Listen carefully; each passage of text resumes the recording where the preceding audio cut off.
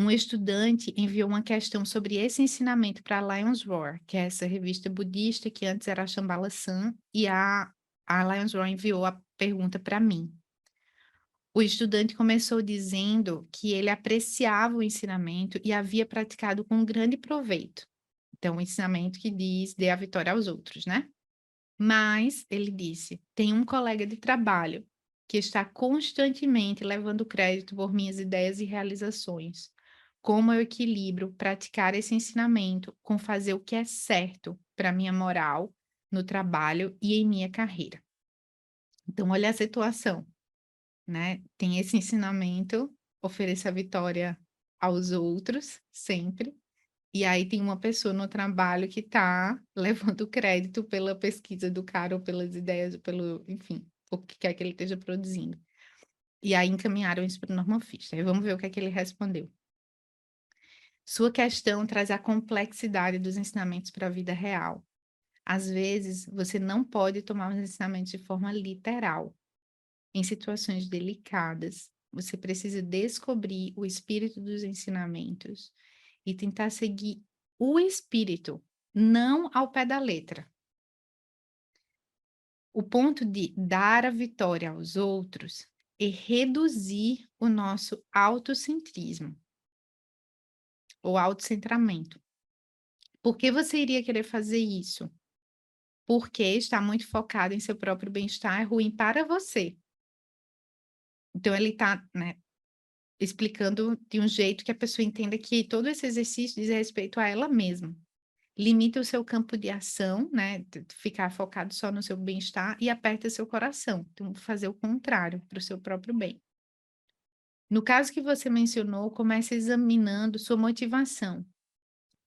Porque aí é onde ele leva a mente do cara. Por que não deixar seu colega levar o crédito por suas ideias e realizações? Isso o incomoda? Por quê? Pense nisso. Então, ele está levando a pessoa a fazer aquele exercício que ele fez lá em cima, entrar em contato com as emoções, com os sentimentos mais profundos em relação ao conflito. Isso o incomoda? É a pergunta-chave aqui. O que que você sente quando isso acontece? Que tipo de dor tem ali, né? Você se sente o quê? Traído, enganado, diminuído? O que é que acontece, né, dentro de você? E por que isso acontece, né? O mais importante é ser honesto e realista, ou seja, não esconder o que está sentindo.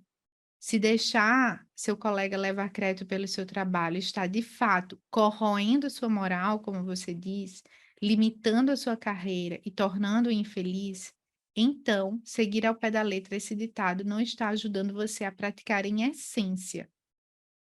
Quando você precisa parar de ceder, então você precisa parar de ceder ao seu colega, que ele estava escolhendo ceder, né? Quando você é um Buda, você pode dar a vitória aos outros o tempo todo, mas não ainda. Se você tentar fazê-lo agora, o tiro sairá pela culatra, terá o efeito oposto do pretendido. Ao invés de gerar benefício, vai estar gerando dor. Dor para esse eu impermanente, ilusório, como o eu do colega, como todos os outros, mas está gerando aflição, está gerando dor para esse ser, para essa configuração que a gente chama, que ele está chamando de eu. Então, por isso que ele fala que está tendo o efeito oposto, porque não está gerando benefício para nem para ele nem para ninguém. Então ele fala, o Norman Fischer continua a sugestão. Você deve fazer algo mais difícil. O que é mais difícil do que ceder, que era o que ele estava fazendo. Ele só estava deixando o cara continuar com o movimento dele, na verdade.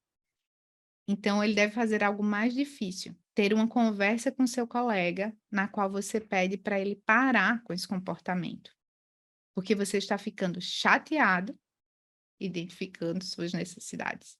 Isso não parece certo ou justo. Tente fazer isso com uma compreensão generosa de que o comportamento do colega deve vir de alguma falta ou ponto cego moral que ele tenha. Não é de fato culpa dele. É alguma coisa que ele não estava vendo, né? Alguma obtusidade. Então, esse é o lugar da generosidade aqui, né. Fazer isso sem perder contato com o seu compromisso de bodhisattva é o caminho para praticar esse ditado. Não é maravilhoso essa sugestão, né? Vo Você deve fazer algo difícil, ter a conversa com seu colega, né.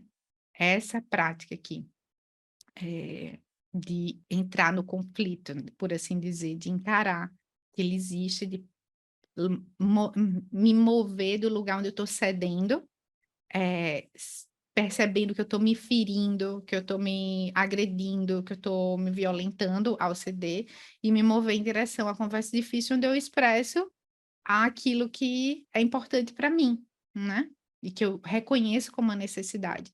Então é todo o oposto do que ele estava dizendo lá no começo, quer dizer, né, ele está sugerindo uma prática oposta ao que ele estava dizendo no começo, de fingir que não temos necessidades. Os ensinamentos espirituais, incluindo os ensinamentos nesse livro, são inerentemente idealistas. Eles deveriam ser. Ideais são, por definição, imaginários. Eles não existem de fato. Nós os imaginamos para expandir as possibilidades de nossas vidas. Dê a vitória aos outros é um ensinamento idealista. Às vezes, como eu disse, somos capazes de fazer isso de fato. Às vezes não somos, mas tentamos de qualquer maneira e vemos o que acontece. Talvez podemos esticar um pouquinho mais. Ainda assim, outras vezes, como nesse caso, o esforço não funciona. Apenas nos tornamos ressentidos. Então, sempre que a gente tiver no conflito, que a gente não sabe se a gente consegue ser um super bodhisattva de vou ceder e vou oferecer a vitória, se a gente se perguntar, tem ressentimento no meu coração?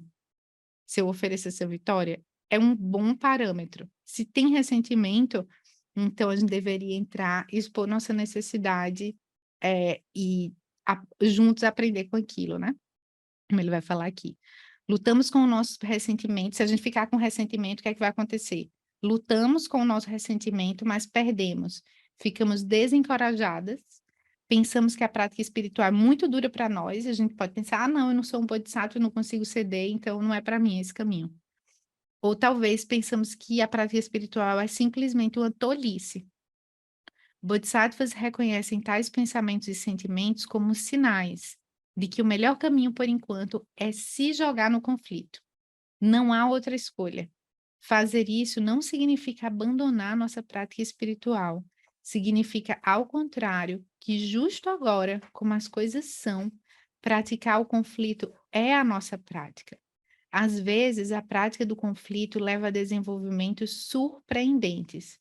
Às vezes, aquela conversa difícil se torna uma ocasião para aprofundar a amizade.